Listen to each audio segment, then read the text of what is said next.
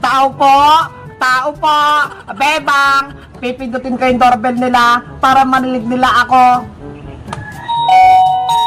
Ay! May nag-doorbell sa gate! Siguro si Bebang yun! Nakauwi na siya! Bebang! Nandiyan ako, Bebang! Wait lang! Bebang, lumabas ka dyan! Maglaro tayo!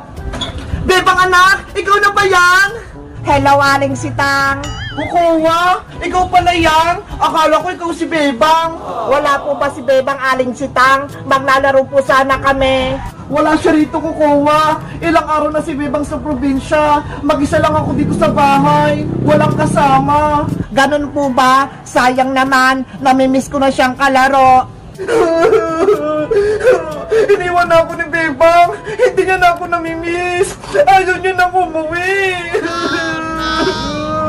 Aling Sitang, wag po kayong umiyak. Bebang ko, umuwi ka na dito sa bahay. Wala akong kasama. Nanulungkot ako.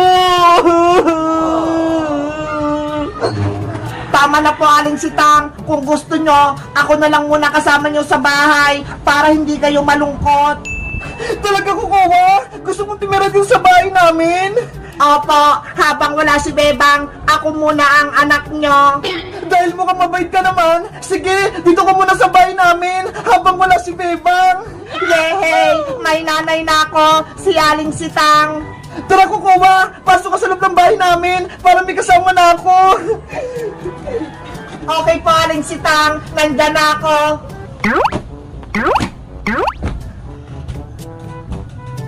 Habang wala si Bebang, pwede ka dito kumain, maglaro, manood ng TV, kahit anong gusto mo. Talaga po, Aling Sitang, pwede akong maglaro dito mag-isa. Lahat, pwede mong gawin. Basta, huwag ka lang pasaway para hindi ako magalit sa'yo. Opo. Wait lang, ipaganda kita ng pagkain mo. Ano gusto mong kainin ko, Kowa? Kahit ano po, Aling Sitang, basta masarap. Okay, kukuha lang ako sa kusina. Ang galing ko, ako na ang bagong anak ni Aling Sitang. Papalitan ko na si Bebang. Ang gandang tumira dito, ang laki ng bahay, at may TV pa. Kukuha, ito na pagkain mo, kumain ka na. Opo, Nanay Sitang, nandyan na po ako.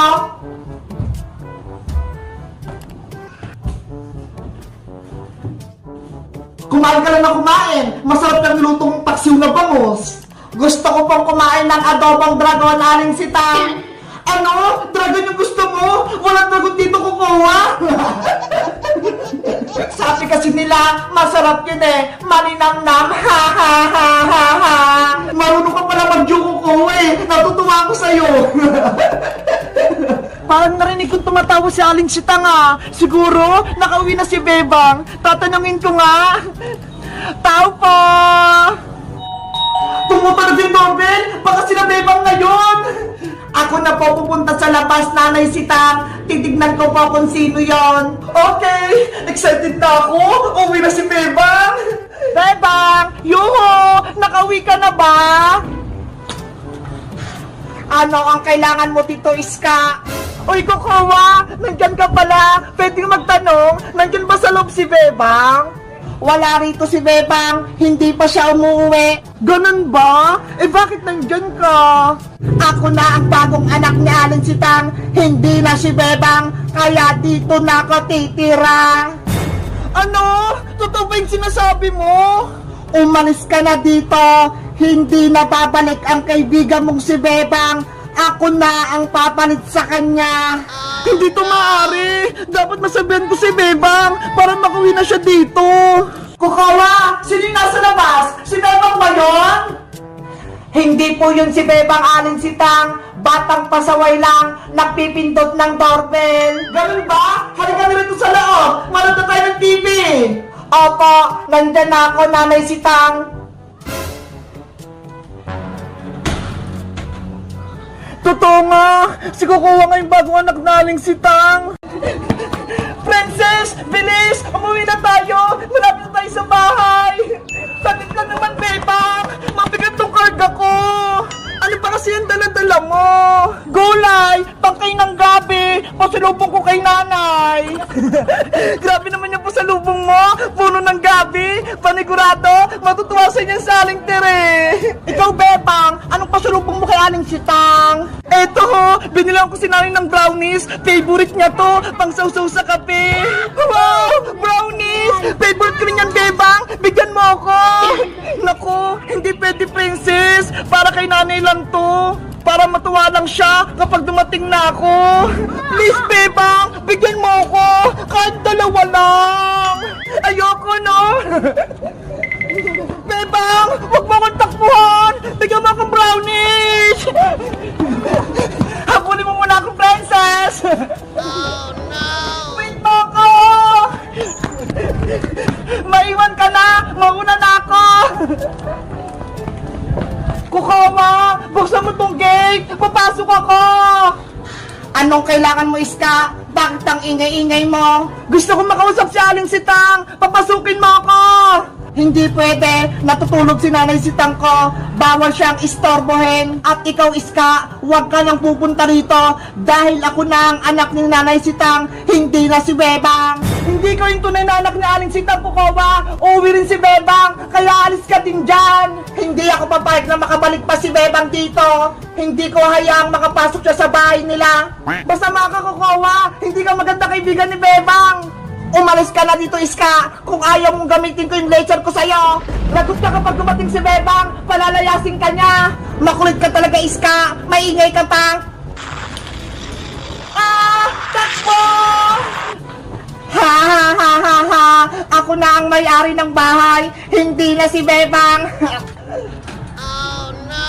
Bebang! Nasaan ka na ba? Umuwi ka na! Iska! Bebang! Sa wakas! Umuwi ka na rin! Oo! Kasama ko si Princess! Ayun na siya, ho! Nahuli! Bebang! Pengi na akong brownies! Ito na, Princess, ho! Kumuha ka na ng isa! Yay! Makain na ako! Ang talap! Bebang, saan ka ba galing? Hinahanap kita. Nagbakasyon kami sa probinsya, Iska. 10 araw kami dun ni Princess. Ganun ba? May masamang balita ko sa'yo, Bebang. May nangyayaring masama sa bahay nyo. Masamang balita? Ano yun? Huwag kang mabibigla. Si Kukawa Manika, siya na yung bagong anak na Aling Sitang. Ano? Totoo ba yan, Iska? Baka nagbibiro ka lang. Oo, totoo yung sinasabi ko. Dahil sobrang miss ka na ni Aling Sitang, si Kukawa na lang muna yung ginawa niyang anak. Kawawa naman pala si nanay. Namimiss niya na ako. Si Kukawa, nagari-harian. Ayaw niya akong papasukin sa bahay niyo. Siya na daw yung mayari. Grabe naman si Kukawa. Wala lang ako. Inangkin niya na yung bahay. Ay, aba, pasukin naman niya si Kukawa. Agawan niya pa si Bebang. Bebang, kailangan mo nang umuwi sa inyo bago pa may magawang masama si Kukawa kay Aling Sitang. Tara na, umuwi na tayo. Samahan niyo ako. Iska, Princess. Princess, sumama ka na. Wait niyo ako. Kumakain pa ako.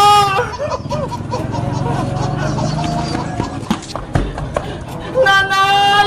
Nanay! Bebang, basahin mo! May nakasulat sa doorbell! Ano yan? Bawal pumasok si Bebang dito! Bay Kukawa! Hala! Bakit? Bahay ko rin naman to, ha! Bakit bawal akong pumasok? Ang sama-sama naman yung Kukawa na yan! Inaagaw yung bahay nila, Bebang!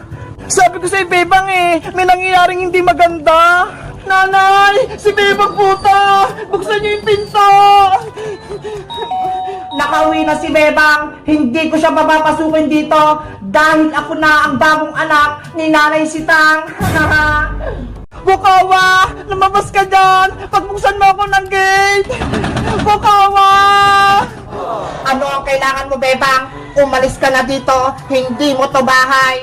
Kukawa, ano ba nangyari sa'yo? Diba, mag-ibigan tayo? Ba't tinaway mo ko? Iniwan mo si Nanay Sitang dito sa bahay. Malungkot siya. Hindi mo na mahal si Nanay Sitang, Bebang. Hindi totoo yan! Mahal ko si nanay! Pumunta lang kami ni Princess sa probinsya para magbakasyon! Pwes, hindi ka na pwedeng bumalik dito sa bahay. Ako na ang bagong anak ni Nanay Sitang. Kukawa! Nanay! Bebang, anong gagawin natin? Hindi ka pinapapasok ni Kukawa. Hindi ko alam, miss ko.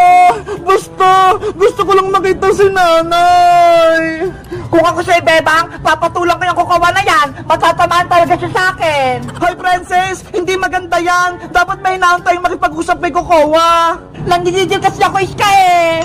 Nanay ko, miss na kita. Gusto na kitang mayakap. Kukawa, sino puminto ng doorbell? Si Bebang ba yun? Hindi po si Bebang yun, Nanay Sitang. Ibang tao po yun. Akala ko si Bebang na. Sana umuwi na siya. Namimiss ko na yung anak ko. Nanay Sitang, may sasabihin ako sa'yo. Si Bebang, hindi na daw uuwi dito sa bahay natin. Ano? Bakit daw? Saan siya titira? Sabi po ni Iska, sa probinsya na daw titira si Bebang. Ayaw niya na daw bumalik dito. Totoo ba yun, Kukawa?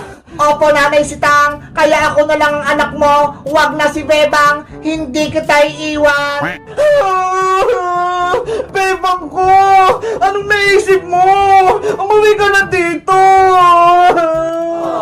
Tama na po ang pag-iyak, Nanay Sitang. Magpahinga na po kayo. Ipagluluto ko kayo ng pagkain.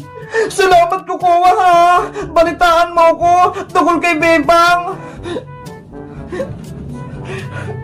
Sisiguraduhin kong hindi na makakabalik si Bebang dito para ako na ang bagong anak ni Aling Sitang. Kukawa! Nasaan ka na? Buksan mo yung gate namin! Bebang, nandito ako. May sinabi sa akin si Nanay Sitang. Anong sabi ni Nanay? Huwag ka na daw umuwi dito dahil hindi ka niya namimiss. Ako lang ang anak niya. Hindi ako naniniwala sa'yo, Kukawa. Ilabas mo si Nanay. Gusto ko siyang makausap. Hindi pwede. Bawal siyang istorbohin dahil natutulog siya. Ikaw, Kukawa, namumuro ka na ha? Kapag ako nakalapit sa'yo, mayayari ka sa akin. Anong sabi mo, Princess? Bebang! Tulong! Si Kukawa! Inaway ako! Ay, Kukawa!